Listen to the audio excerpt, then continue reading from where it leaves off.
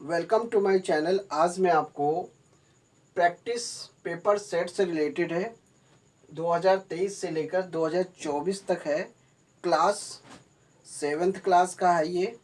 Half early exam का practice paper set है जिसमें आपका एमसीक्यू बेस पे क्वेश्चन है। सेक्शन ए से संबंधित बचे हुए जो क्वेश्चन हैं वो आपको बता रहे हैं, जिसमें आपके जो क्वेश्चन जो दिए हुए हैं ऑब्जेक्टिव बेस में है जिसको आपको सॉल्व करना है। Which of the following is different from the others. आपको इसमें से बताना है इन चारों में से किसका आंसर सबसे डिफरेंट है। डिफरेंट मतलब आंसर अलग होना चाहिए बाकियों से। तो पहले आसानी से समझते हैं। अगर जिन बच्चों को कैलकुलेशन करना नहीं आता है तो वो बच्चे आंसर नहीं निकाल पाएंगे, लेकिन अगर जिनको कैलकुलेशन करना आता है वो फिर आंसर निकाल सकते हैं। देखिए यहाँ पे देखिए 20 दिया, ये प्लस दिया, ये -25 दिया है। यदि हम इसको सॉल्व करते हैं 20 और प्लस माइनस, तो प्लस माइनस मिलके माइनस हो जाएगा, इसलिए 20 में -25 होगा।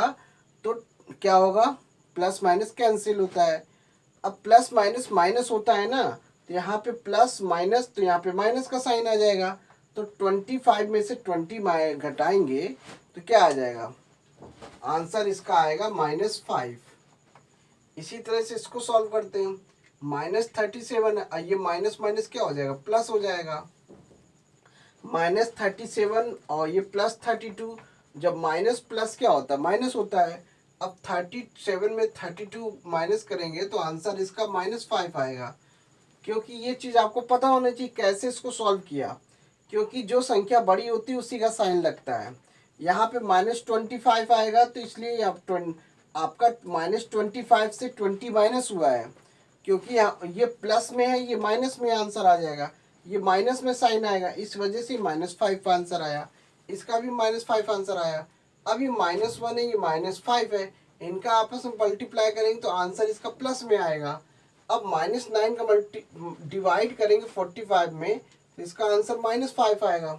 तो इस हिसाब से देखिए, ये -5 है, ये -5 है, +5 है, ये -5 है। क्वेश्चन में आपको क्या बोल रहा है, आपको बाकियों से डिफरेंट चाहिए।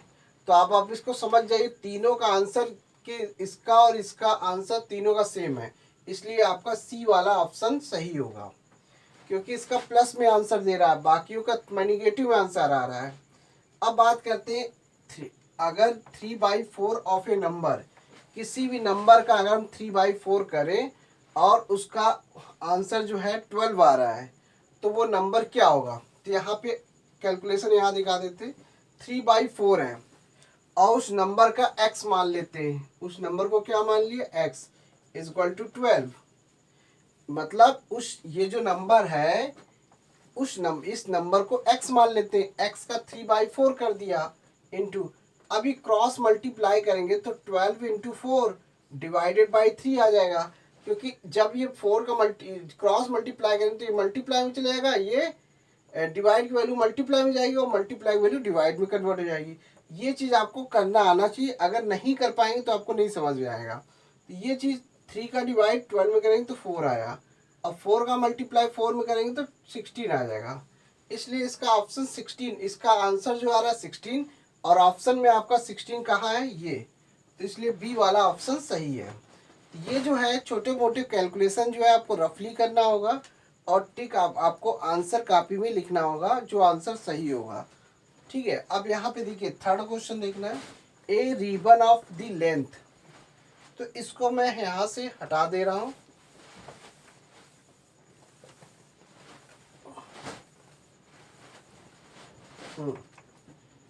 यहाँ पे एक रिबन है, उसकी लेंथ आपके पास इतनी है 1/4 मीटर है। इसको कट करना है छोटे छोटे पीसेस में, 3/4 हिस्से में, यानी कि 3/4 हिस्से में से कट करना है। अब 3/4 के कितने हिस्से बनेंगे, तो अगर हम इसको कट करेंगे तो आपको इसको डिवाइड करना पड़ेगा, सिंपल सी बात है। अगर किसी भी लेंथ को, बड़ी सी लेंथ है और उसके छोटे छोटे टुकड़े करेंगे तो उस छोटे टुकड़े की जो लेंथ है बड़े वाले टुकड़े की लेंथ से डिवाइड करना होगा, तभी आपको पता चलेगा उस छोटे से टुकड़े की कितने टुकड़े निकलेंगे। तो हमने वही किया, तो 5 4 जा, ये देखिए ये मिक्स फ्रैक्शन में है, इसको फ्रैक्शन में बदलना पड़ेगा पहले। 4 5 जा 20 और 20 में 1 जोड़ो तो 21/4 हो जाएगा, डिवाइडेड 3/4 मीटर, ये दिया है। अब जब भी आपको इस टाइप का सवाल मिलता है तो ये जो डिवाइड का जो पोर्शन होता है, इस संख्या को पलट देंगे तो मल्टीप्लाई में कन्वर्ट हो जाता है ऐसे। तो ये मल्टीप्लाई में से कन्वर्ट कर दीजिए इस तरीके से। 4 से 4 कैंसिल, 3 7 जा 27, आंसर आपको मिल गया 7, यानी कि 3/4 के 3/4 लेंथ के टुकड़े अगर कट करते हैं तो हमको केवल कितने टुकड़े मिलेंगे? 7। 7 नंबर प्राप्त होगा। ए ऑप्शन में 5 है, बी ऑप्शन में 6 है, सी ऑप्शन में 7 है, डी ऑप्शन में 8 है, इसलिए आपका सी वाला ऑप्शन सही होगा। ये है आसान तरीका। अब इसको हम देखते हैं, आगे का देखते कैसे होगा।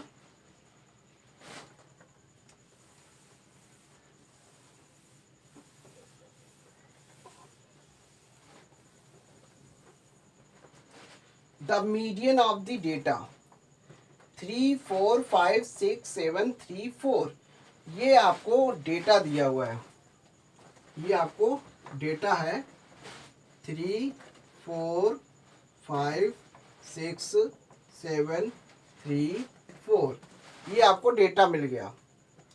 तो हमें इसका मीडियन निकालना है। अगर आपको ये पता है मीडियन निकालते कैसे हैं, मीडियन अगर निकालने का तरीका पता है तो आपको पहले, सबसे पहले जो भी डेटा दिया होता है उस डेटा को हम असेंडिंग ऑर्डर में कर देते हैं। सबसे पहले हमें उसे असेंडिंग ऑर्डर में करना ज़रूरी है। यदि आप उसे उस डेटा को असेंडिंग ऑर्डर में नहीं करेंगे तो आपका आंसर सही नहीं आएगा। तो पहले छोटे से असेंडिंग ऑर्डर मतलब छोटे से बड़ा, तो 3 पहले आएगा, सबसे छोटा नंबर 3 है। और सेम अगर नंबर होगा तो सेम नंबर को उसी के जस्ट बाद ही लिखना है।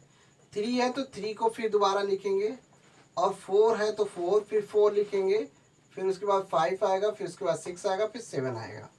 अब यहाँ पे लिखेंगे number of data, total data कितने हैं, यानी कि डेटा कितने हैं, यहाँ पे डेटा के टोटल नंबर कितने हैं, 1 2 3 4 5 6 7, ये इसको मान लेते हैं क्या, इसको n मान लेते हैं, n की वैल्यू 7 है। और यहाँ पे ये दिखाना पड़ेगा ये n है क्या, इवन है कि ऑड है। अगर ऑड है तो इस ऑड की कंडीशन में फॉर्मूला अलग होता है मीडियन निकालने का। मीडियन निकालने का फॉर्मूला ये होता है, तो ये आपको रफली पहले करना पड़ेगा, नहीं तो आपका आंसर गलत आएगा। तो n+1/2 टर्म्स, इसके अकॉर्डिंग आपको करना होगा। 7+1/2 टर्म्स, ये आया 8/2 टर्म्स आएगा, और 2 4 जा 8, तो ये 4th टर्म्स आया। ठीक है, अब 4th टर्म्स जो आया काउंट कर लीजिए, चौथा टर्म्स कौन सा होगा, 1 2 3 4, ये चौथा टर्म्स है। तो आंसर आपका क्या है, 4। तो इसमें से देखिए मीडियन जो है आपका आंसर 4 आ रहा है। ए में 5 है, बी में 3 है, सी में 4 है, और डी में 6 है, इसलिए आंसर सी वाला सही होगा। ये है तरीका निकालने का। तो इसमें तो अगर आप मीडियन डायरेक्ट निकालना चाहो तो निकाल सकते हैं, लेकिन अगर आप डायरेक्ट नहीं निकाल पा रहे हैं तो कैलकुलेशन तो करनी पड़ेगा, क्योंकि इन सवालों को निकालने के लिए बिना कैलकुलेशन किए आपका आंसर नहीं निकलेगा। तो इसका आंसर निकालना पड़ेगा, कैलकुलेट तो करना पड़ेगा, रफली कैलकुलेशन करनी पड़ेगी, और फिर डायरेक्ट आप आंसर लिख दीजिए।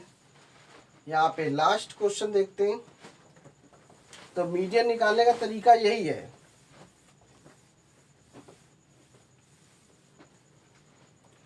अब ये देखिए यहाँ पे क्या दिया है,